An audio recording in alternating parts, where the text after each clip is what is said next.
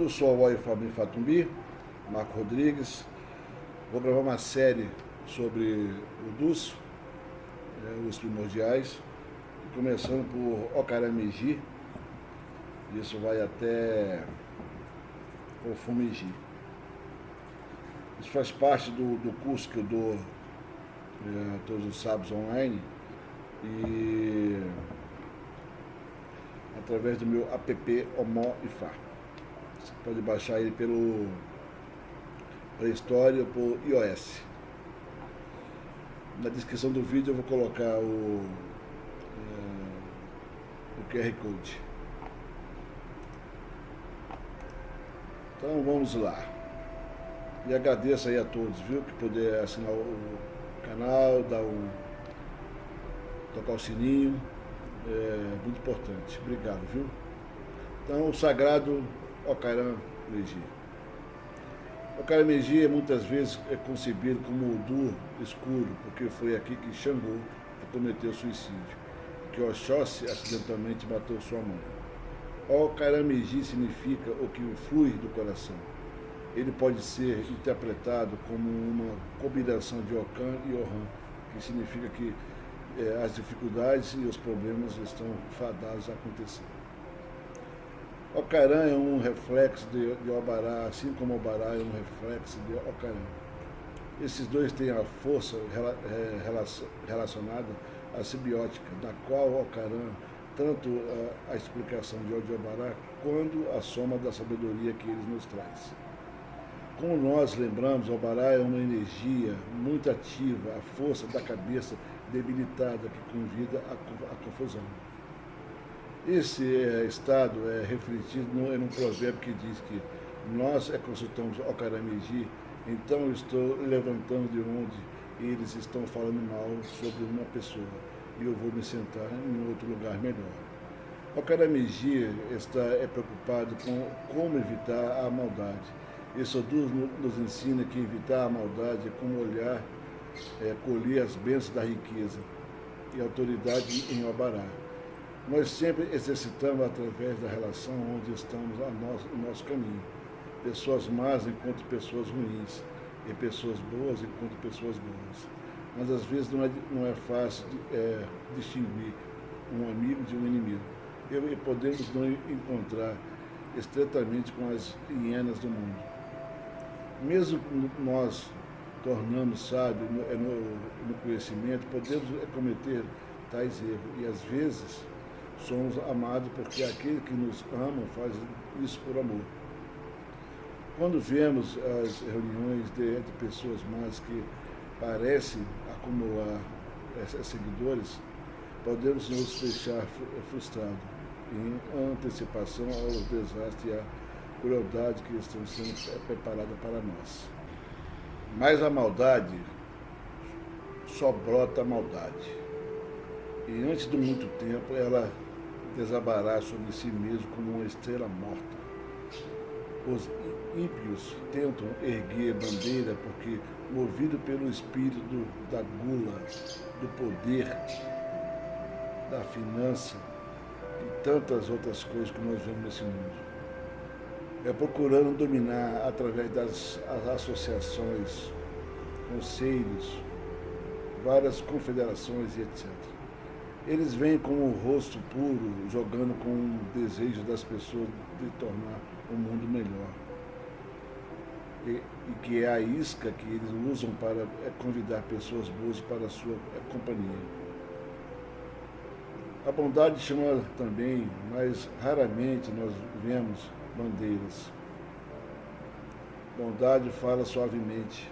A bondade nunca insiste em mudar o mundo antes de nós mesmo mudarmos. Onde os impios procuram estabelecer sociedade, eles também procuram esconder sua maldade na pele e brilho de que não são. A conversa, a fofoca, disse-me os favores com um preço e a conversa constante de que precisamos nos defender contra o mal, para nos tornarmos um grupo fechado a fim de proteger nossa nossos interesses, e esses são passados no caminho da entidade que deve ser pisados como cuidado. A bondade não precisa da proteção, nenhuma conselho é necessário para garantir que a bondade seja feita. É como o sol que não vê maldade onde é refletido e reflete em sua pureza ardente. Ocaran é amplamente sobre discriminado ou discriminações, está aprofundado relacionado ao coração e às emoções, mas não do que tudo explica os mistérios de qualquer relacionamento diático ou a polaridade. É por isso que uma metáfora para Ocaran é uma parte do imã em oposição ou conjunto em duas peças de ferro unidas. É um símbolo de uma força ligada, sendo melhor defesa contra o inimigo. A força negativa é isso. Isso nos diz como a tristeza pode nos ajudar a superar as dificuldades. E aqui nos remete para um útero estéril que são procurados. A árvore arabá é uma afrodisíaco que tem grandeza e associado com a força espiritual como Iwi e Ebé. Sinaliza o ponto de encontro entre dois mundos, ou força. Arabá estava sujeito à inveja das outras árvores. Era um espírito melancólico que não acreditava em sua própria grandeza. Ele aparecia arrogante e as outras pessoas e as árvores queriam que ele fosse eliminado. Mas Exu o salvou e os conspiradores contra ele foram cortados. A maioria das árvores que chegou à terra lhe soldou a Caramiji. Muitas delas se recusam a fazer ebó, mas esse não foi o caso de Arabá. Ele fez o ebó e antes de vir para a terra. Mas seu inimigo Iroco, não, porque ele se sentia onipotente e forte e tinha certeza de que sua presença intimidaria e protegeria de qualquer perigo. Quando chegaram à terra, Arabá foi recompensado com prestígio, mas Iroco, por outro lado, foi transformado em madeira. Acontece que a arrogância de Iroco e a recusa em fazer o sacrifício necessário fizeram com que Exu decidisse acabar com sua reputação feraz. Ele foi para várias cidades perto de onde Iroco estava morando e disse às pessoas que essa árvore forte e bonita não era perigosa, mas que era uma excelente madeira para portas e trabalhos de madeira. No início as pessoas estavam reluzentes, mas quando Exu pegou o machado e os guiou para mostrar qual pouco eles tinham a temer, eles o seguiam para Iroco. Sua majestade era verdadeiramente intimidante, mas quando Exu atingiu Iroco com o machado, as pessoas perceberam que ele era apenas uma árvore e pegaram seus machados e transformaram-no em madeira e obras de arte. Ocaran Meiji fala da presença de inimigos e traidores, e nós advertimos dos efeitos negativos de tornar essas ações punitivas. Não tem mais que ganhar com a situação alheia, que é complicada e limita-se a ameaçar as intimidações a fim de marcar limites. Existem duas histórias de interesse e essa a respeito fala de como Xangô, Abon, decidiram trabalhar juntos para fazer a fortuna com Inhame. Aham estava muito bem, mas Xangô não estava em boas situações financeiras. Então, Aham decidiu entrar nessa parceria mais para ajudar seu amigo do que a si próprio.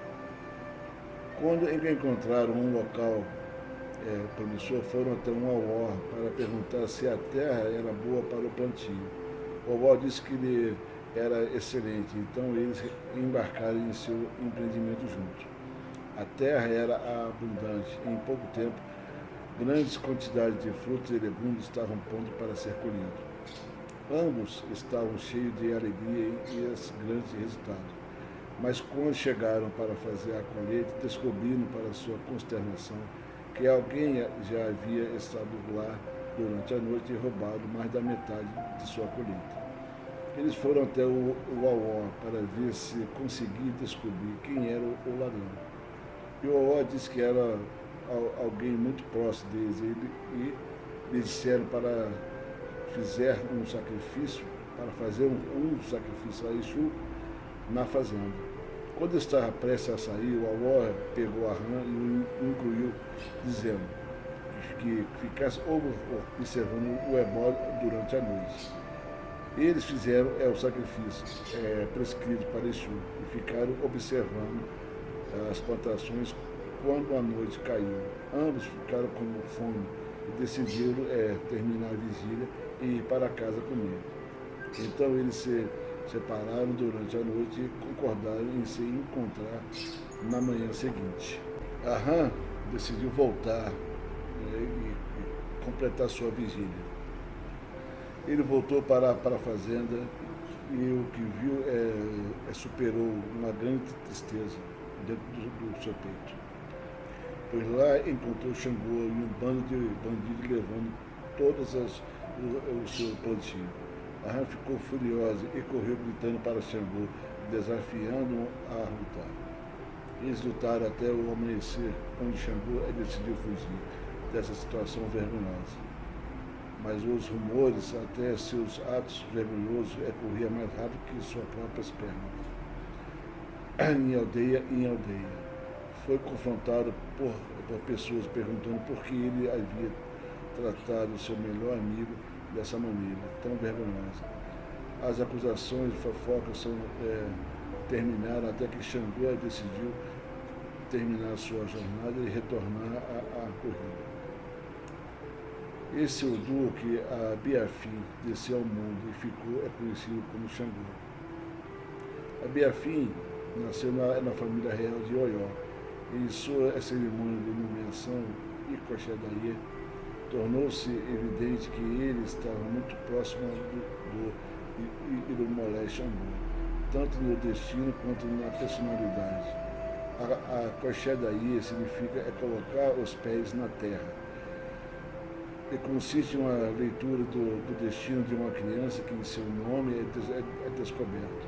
O nome dado reflete o destino e as inspirações da pessoa como a Biafim cresceu e mostrou tal excelência em liderança e tanta semelhança com o Irumolé.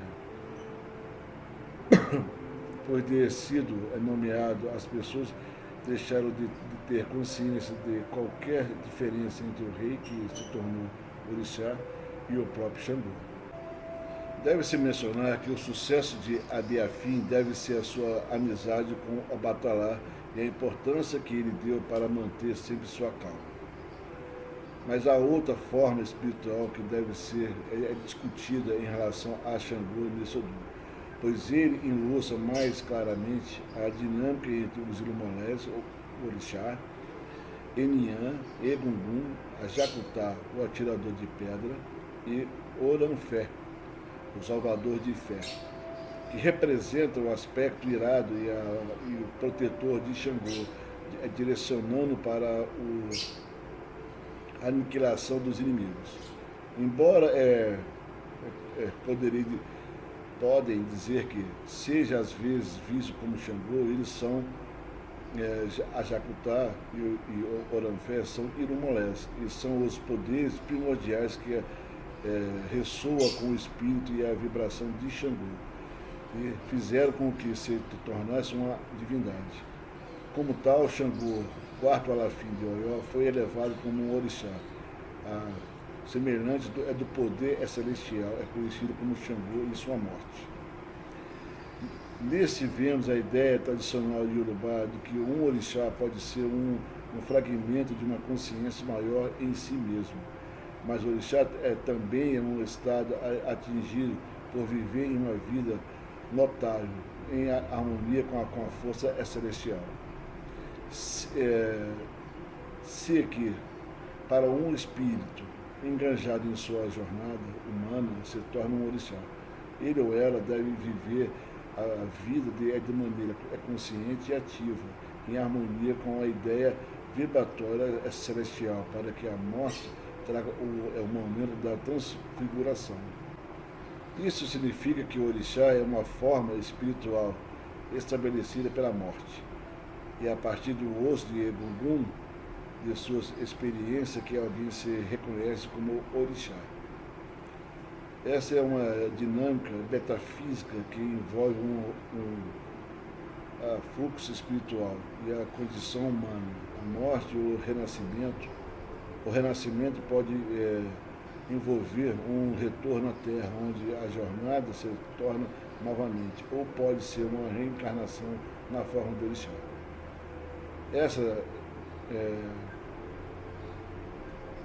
É necessário alcançar as condições de Egungun para se tornar um orixá. Mas nem todos os Egunguns realmente se tornam um orixá.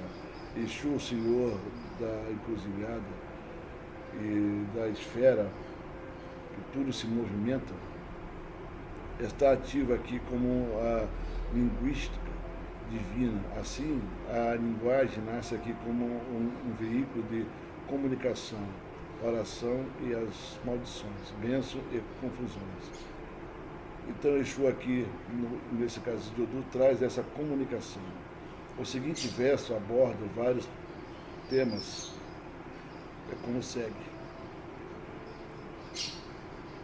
Há alguém que o anfitrião não convidou para a sua reunião e o festival.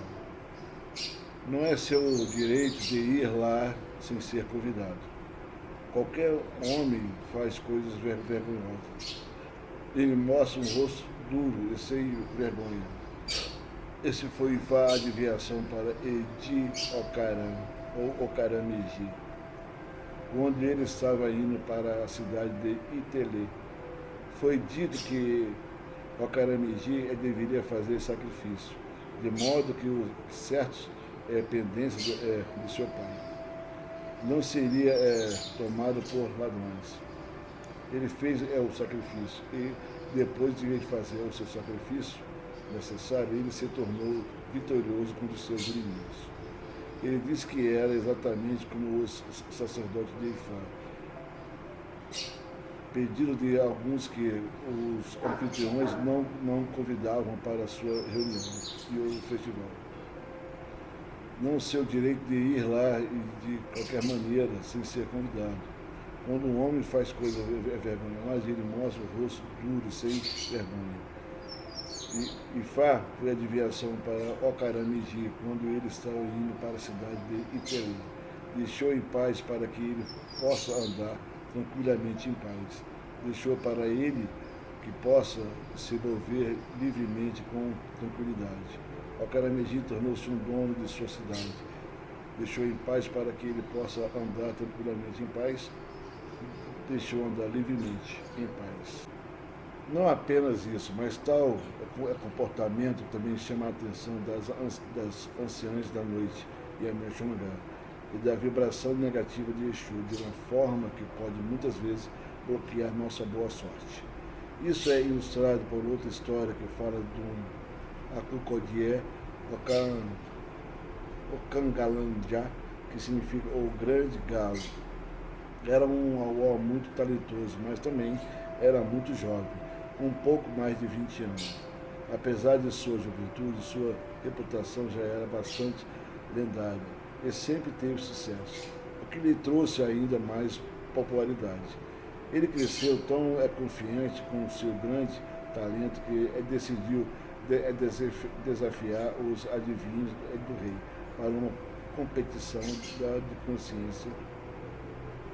de conhecimento popular, habilidades e outras coisas mais. Seu princípio objetivo era forçar os babaô mais velhos a deixar o mais jovem a assumir a posição primordial ou prioritária entre os adivinhos da realeza, porque alguns deles, como ele próprio, era claramente mais habilidoso e talentoso do que muitos dos que acumularam um cargo importante, né, na corte. Antes de partir sua missão, ele foi ao seu avô e pediu-lhe um conselho. Quando ele estava prestes a se despedir, confiante que logo seria chamado para ser o primeiro e o primordial adivinho, alguns dos avós da corte se reuniram e amaldiçoaram. Mas outros ainda dizem que foram feitos foi abençoá-lo. A Cocodier Ocangalandia foi para casa, mas já na estrada as coisas começaram a correr muito mal para ele.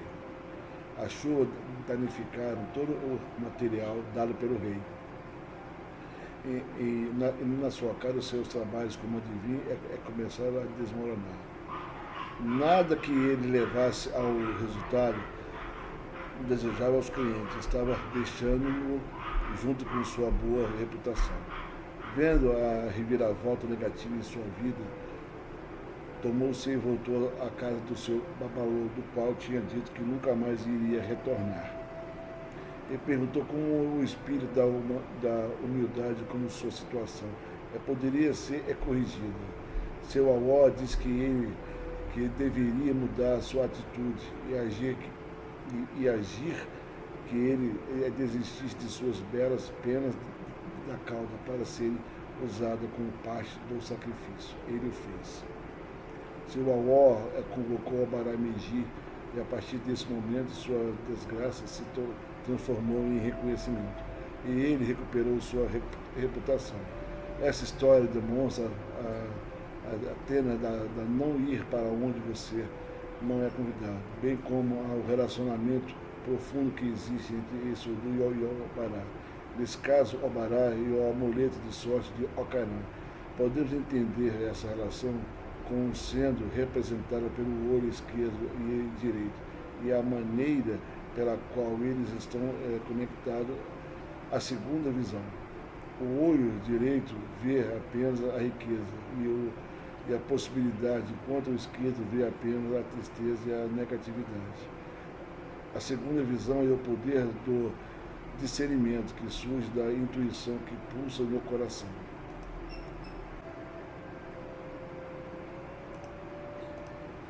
Seu avô disse a ele que deveria abortar essa missão com humildade e respeito a fim de não cair em desgraça.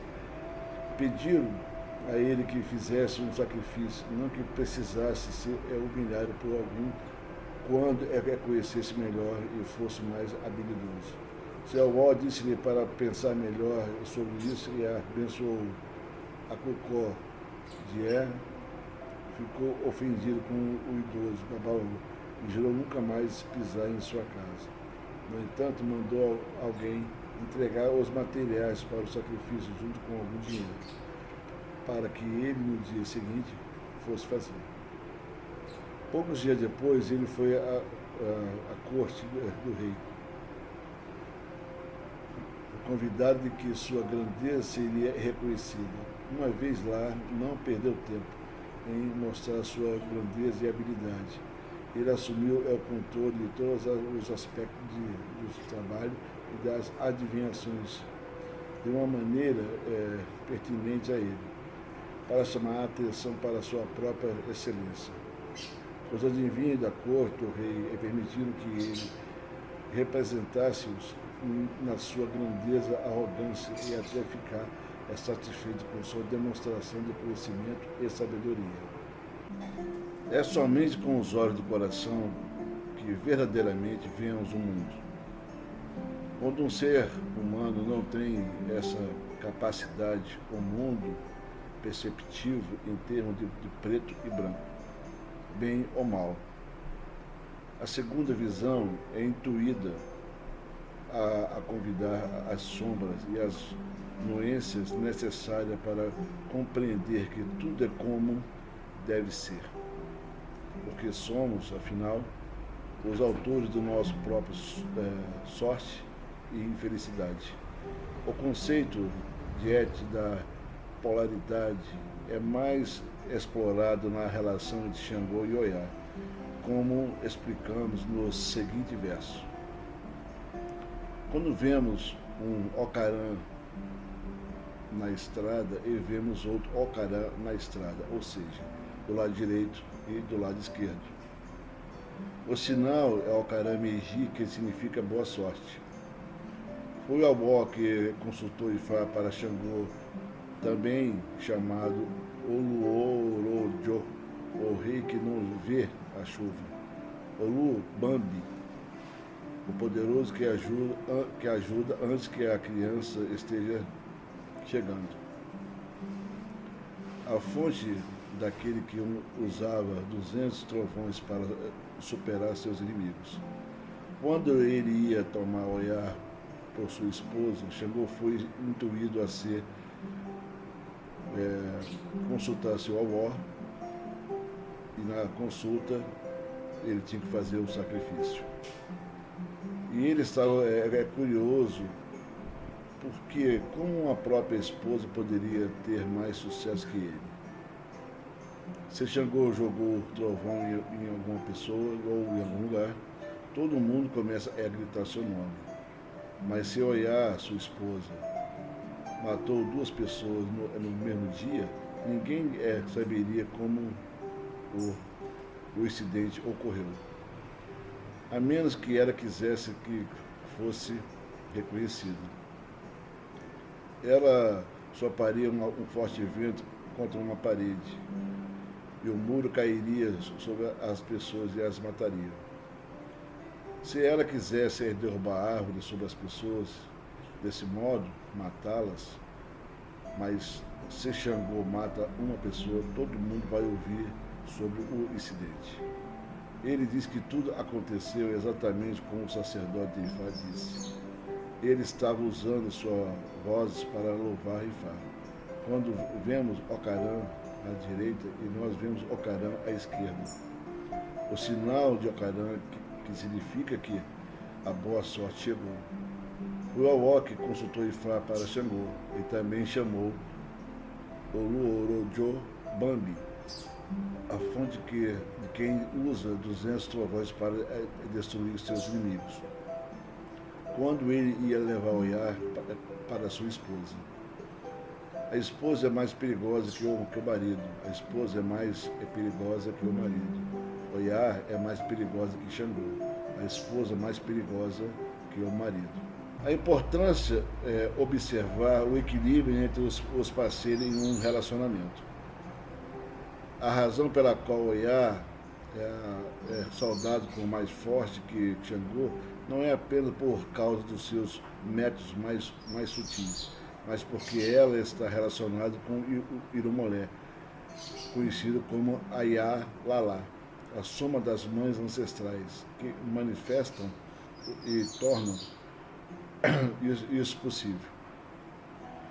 Por causa disso, o Ocarã Meiji está particularmente preocupado com o respeito pelas mulheres. A insistência em sua importância em um casamento ou parceiro saudável. Isso inclui a necessidade de ser cuidadoso e seletivo sobre quem escolher como companheiro ou como companheira de uma forma geral. Ocarã é uma energia ligada ao nascimento de gêmeos, a sexualidade, o erotismo. Vemos isso como a Fema Lenum, o seis feminino, veio à Terra. Não só como o único propósito de alimentar os bebês, mas também para ser acariciado e para aproveitar a vida. Onum foi por adivinhação antes de vir à Terra, e foi informado de que ela faça bem e sem unir exclusivamente as mulheres, que se una às mulheres. E se ela fizesse o sacrifício necessário, não apenas receberá o dom de cuidar de criança, mas também seria adorada e acariciada, apreciada e admirada. Ela cumpriu a recomendação do adivinho. e assim os seios se tornaram uma fonte de prazer, luxúria e satisfação. O princípio da sedução é encontrado em uma história reconhecida por Popolar, em 2008, página 504, em uma versão diferente em Ossabe, em 1986, página 142, na qual é retratado como a potência relacionamentos com relação à cobra. A história fala de Nini, a filha da boa construção, e que era incrivelmente linda e ainda mais sedutora. Ela decidiu usar seus charmes e beleza e se tornar notória por sua habilidade em sedução. Ela não estava interessada em manter um homem para o casamento, pois sua sedução era apenas sobre conquista de homem após homem. Se apaixonar é por sua beleza e charme. Ela só queria ser adorada. Um dia, ela foi até um adivinho local para ver como poderia se tornar ainda mais sedutora e bonita. Mas o amor disse a ela que era hora de mudar os seus hábitos, antes que fosse tarde demais para ter um homem e filhos. Mas ela não estava interessada nisso e viu sua recomendação como um julgamento sobre o seu modo de vida livre e fácil. Além disso, era uma mulher muito fértil e estava constantemente grávida de filhos de alguém. Como ela raramente sabia quem era o pai e também porque não queria um filho, usou sua habilidade como erva para interromper as gravidez após gravidez. A aflição venérea após a aflição venérea, o tempo passou e com certeza chegou ao momento em que ela queria se estabelecer e ter filho. Mas já era tarde demais. Todas as ervas fortes que ela usou ao longo dos anos a deixaram estéril e ela teve dificuldade em encontrar um homem que ficaria com ela. Eventualmente ela encontrou um, mas nenhum amor e a vida era uma jornada solitária para ela. Segue-se que encontramos aqui ervas de propriedade venéreas e também abortiva. E o Udu também vem como um conselho para tomar cuidado ao uso e administrar essas ervas.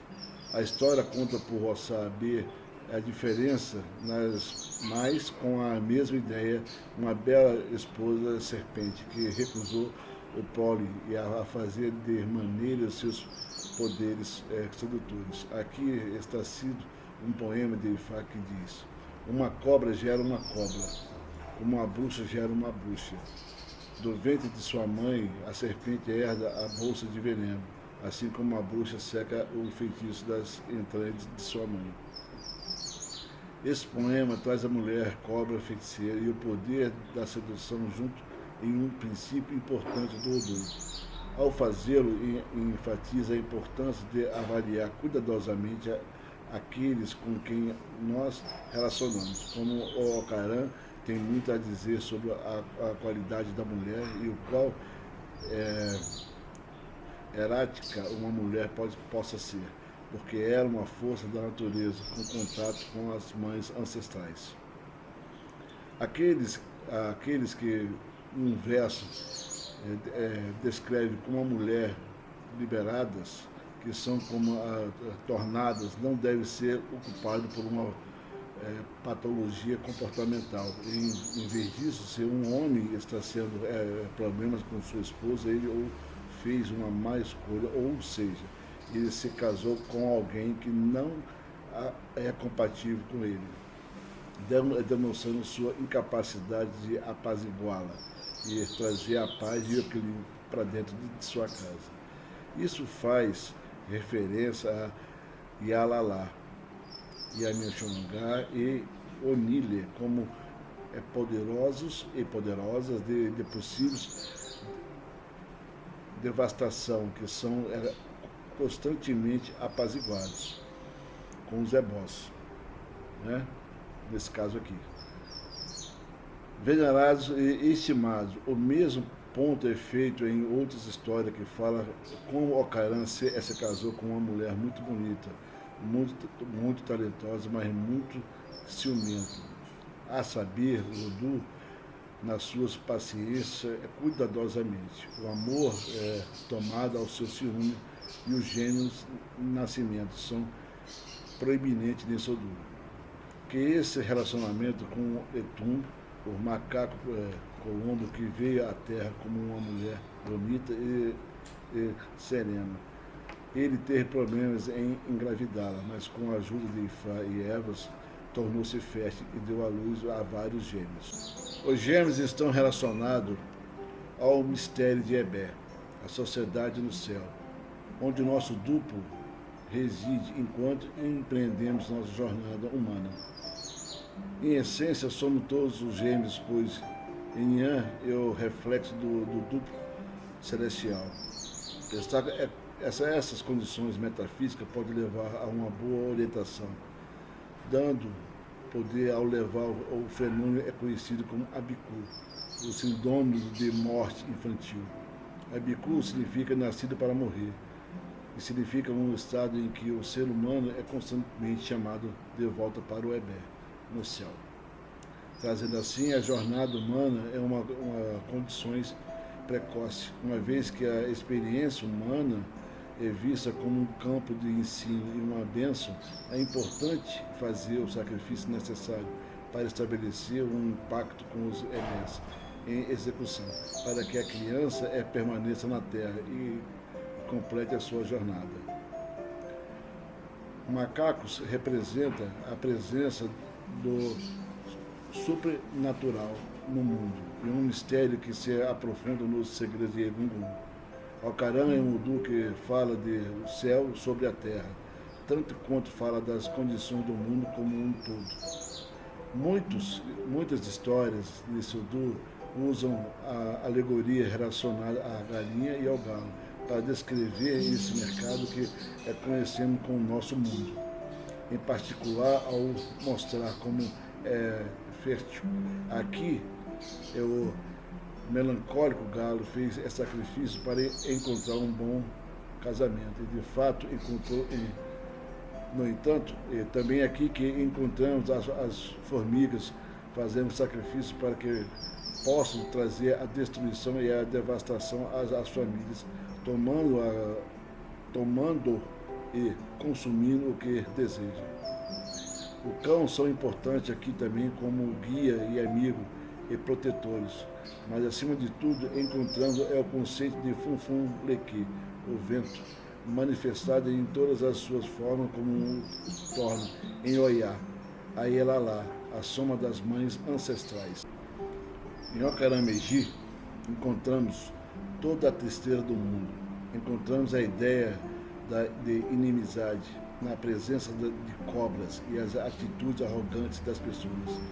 Em que encontramos o lado negro da ambição e do poder, e a morte no final da corda dada por Obaramiji. Ocaran é a escuridão que invoca a luz e o infortúnio que insiste na fortuna, a amargura que nos lembra de sair à procura do mel. Ocaramiji é a torre de Babel de Lamurudu, tanto quanto o espírito de qualquer renascimento ou renovação. Ocaran é a verdadeiramente sobre o que vem do coração, quando percebemos que somos os autores de nossa própria desgraça e fortuna. Ocaran assume que somos o general da legião de almas que nos faz quem somos. Um bom general vê apenas a situação explorar suas possibilidades em benefício próprio, a fim de alcançar a vitória. Em Ocaramiji encontramos a confusão causada pela falta de compreensão e pela natureza da linguagem. Encontramos acúmulo de maldade iniciada em Obaramiji, através da ganância, ambição e o poder mudando. Encontramos Xangô vindo da terra para lidar com a maldade e a criação de espaço para chegarmos a Ogundamiji, que traz a guerra, a vitória e a estrada clara. No entanto, A família mais velha da moça do Ooni de Ileifé foi para Ibale, o cemitério.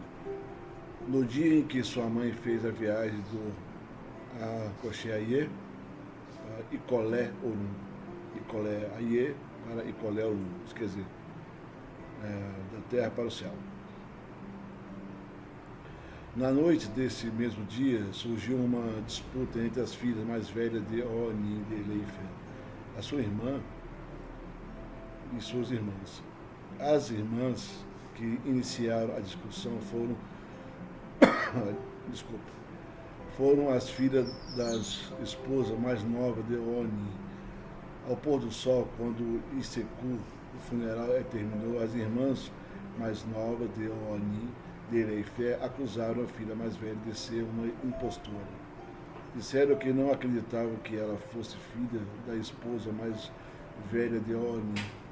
A discussão começou pouco antes que os Eledere da família começaram a distribuir a herança do antepassado falecido recentemente. O bem mais precioso da mãe era um conjunto de colar azul que ela trouxe para proteção. Todos sempre se lembraram de que as contas haviam sido prometidas à filha mais velha. Ninguém na família poderia negar, já que tinha escutado essa história, dando essa promessa, aliás.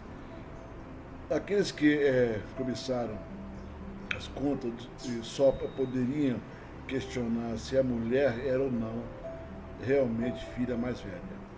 Mas sobre o texto original é necessário mais informações sobre a tradução. Os anciões ouviram os argumentos dos menores, que seriam as filhas. Posteriormente, rejeitaram a sua acusação como infundada. Vendo que havia sido derrotada, as irmãs mais novas colocaram as contas em um pote que havia sido preparado com Ogedé, um feitiço. Como a filha mais velha não sabia de Ogedé, ele enfiou a mão na panela e pegou as contas. No caminho para a sua casa, as pernas da mulher caíram e ela não conseguiu andar. Enquanto ela estava segurando no chão as contas, os seus braços também. Sozinha na floresta, a mulher estava determinada a ter o que era de seu por direito.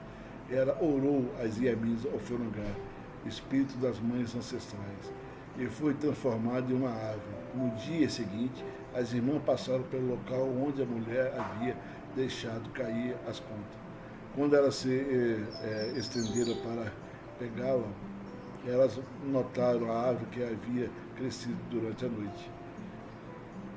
Eles também sentiram a presença das Iamins ao Xorongá, que fizeram da árvore o seu lar. Como as irmãs não tinham nada a oferecer ao pé do santuário, elas deixaram as suas contas na base da árvore. As contas ficaram com o seu legítimo dono. Comentário dessa história. As famílias Yorubá tradicionais colocam uma ênfase considerável nas posições mais altas dentro da família. As razões para isso estão relacionadas a questões de etiqueta social e responsabilidade familiar. Em ocasião, forma-se as famílias Yorubá caem em público vestindo roupas feitas com o mesmo padrão de tecido.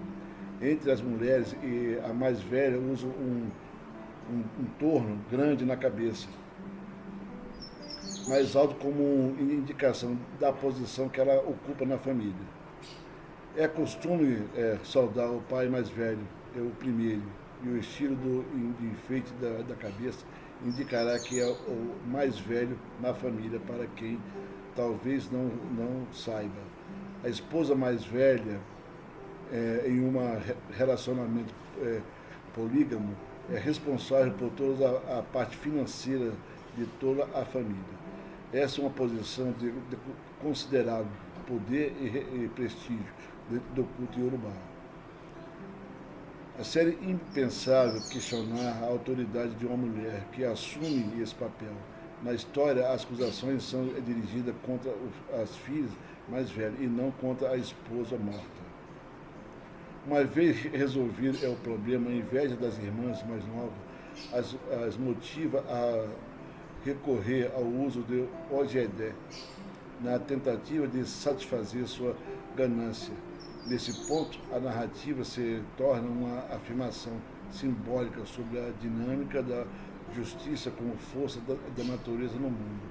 Ogedé é usado pela irmã, fez com que a filha mais velha perdesse as pernas e as mãos. As pernas, os braços, sugerem que ela não saiba como resolver o problema. E as pernas sugerem que ela não sabia como levar o problema, ou achar o caminho para que se possa resolver esse problema. Em desespero, ela ora por Yamin ao Xorongá, por orientações. As Yamin são os poderes coletivos da maternidade. De acordo com a escritura de Ifá, tanto os ancestrais quanto os orixás nascem do ventre da mãe. Isso significa que a filha mais velha está orando diretamente à fonte de todas as manifestações do panteão de Ifá, forças espirituais. A resposta às orações transforma a filha mais velha em uma árvore. A árvore torna-se um santuário e as irmãs que oferecem a conta, motivada pelo respeito e o axé, poder espiritual, das Yamins ao Xorongá. De uma perspectiva ocidental, parecida que a narrativa é sugerida que a justiça divina ocorre mesmo que a pessoa tenha que esperar até chegar algo além para receber sua compensação.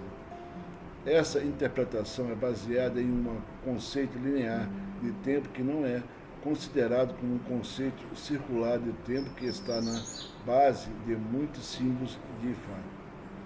Na África, as árvores são frequentemente usadas como santuário para vários espíritos ancestrais.